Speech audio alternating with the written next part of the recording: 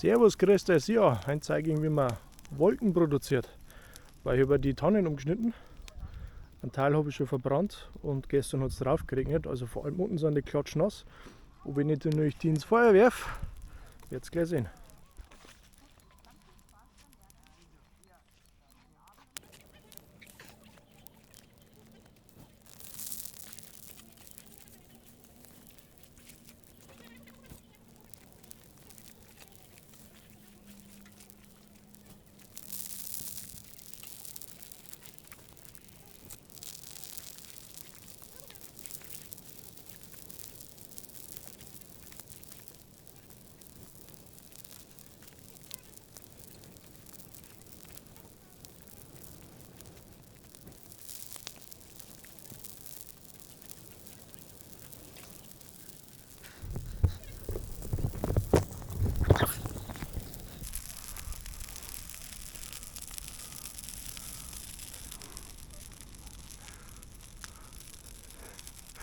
Falls ihr mir in Deutschland die Rauchzeiten sieht, einfach kommentieren oder Antwort geben.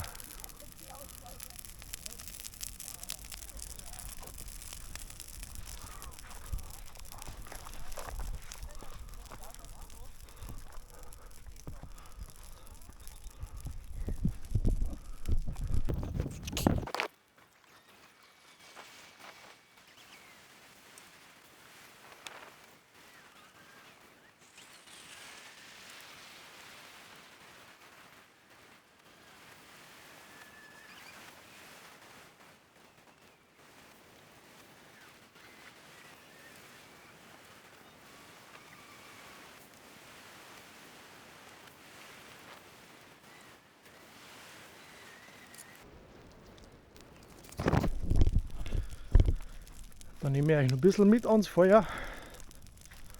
Ist ja schön, so offenes Lagerfeuer. Jetzt, wenn es natürlich noch später wäre, also dunkel, dann war es noch schöner, aber das dauert noch ein bisschen.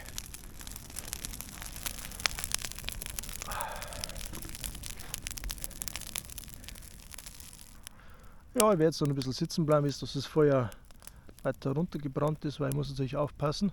Es ist zwar alles nass da drumherum, weil es ja gestern Abend geregnet hat. Aber trotzdem muss ich gucken, dass das Feuer nicht ausbreiten kann. Also warte nur ein bisschen, bis das ziemlich runtergebrannt ist und dann ist Feierabend. Dann macht es wieder gut. Servus, grüßt euch.